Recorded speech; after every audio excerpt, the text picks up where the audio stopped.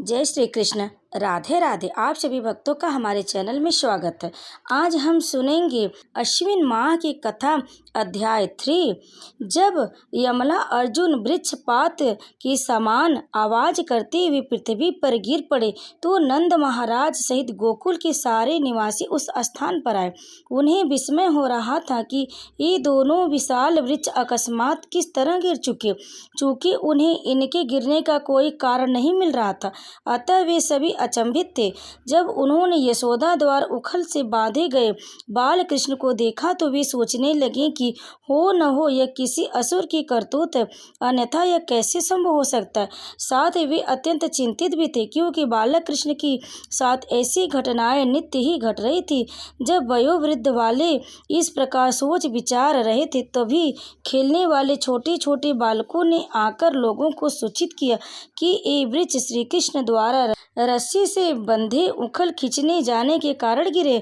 उन्होंने बताया कि श्री कृष्ण दोनों वृक्षों के बीच में आए तो उखल उलट कर वृक्षों के बीच में आ फंसा, और जब श्री कृष्ण रस्सी खींचने लगे तो ये वृक्ष गिर पड़ी। जब ये वृक्ष गिर गए तो उनमें से दो तेजस्वी पुरुष प्रकट हुए और वे श्री कृष्ण से बातें करने लगे। बालकों के इस कथन पर अधिकांश ग्वालों को विश्वास नहीं हुआ।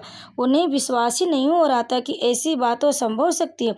किंतु उनमें से कुछ ने विश्वास करके नंद महाराज से कहा, आपका बालक अन्यों से भिन्न है और हो सकता है उसी ने यह किया हो। अन्य नंद महाराज अपने पुत्र की असामान्य क्षमता को सुनकर हंसने लगे। उन्होंने आगे बढ़कर अपने पुत्र को छुड़ाने के लिए गांठ खोली। इस प्रकार नंद द्वारा श्री कृष्ण के मुक्त कर दिए जाने पर प्रौढ़ गोपियों ने बालक को अपने गोद में उठा लिया और वे उसी आंगन में ले आए और ताली बजा बजा कर उसके अद्भुत कार्यों की प्रशंसा करने लगी।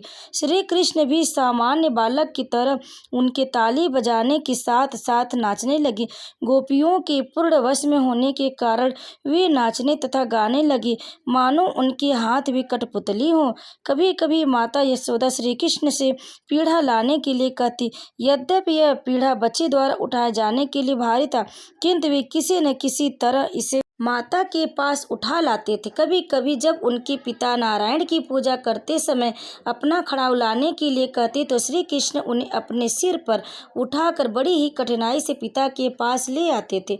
जब उनसे कोई ऐसी भारी वस्तु मांगी जाती जिसे वे उठा न पाते तो वे केवल अपनी बाहें हिलाते। इस प्रकार प्रतिदिन वे अपने माता पिता के आनंद के आगार बने हुए थे। भगवान इस प्रकार वृंदावासियों के समक्ष बाल सुलभ क्रीड़ाएं करते रहते, क्योंकि वे बड़े बड़े दार्शनिकों तथा परम सत्य की खोज करने वाले ऋषियों को यह दिखा देना चाहते थे कि किस प्रकार भगवान श्री कृष्ण अपने शुद्ध भक्तों की इच्छाओं के वशीभूत है। जय श्री कृष्ण। राधे राधे। कथा को अंत तक सुनने के लिए आप सभी भक्तों का बहुत बहुत धन्यवाद।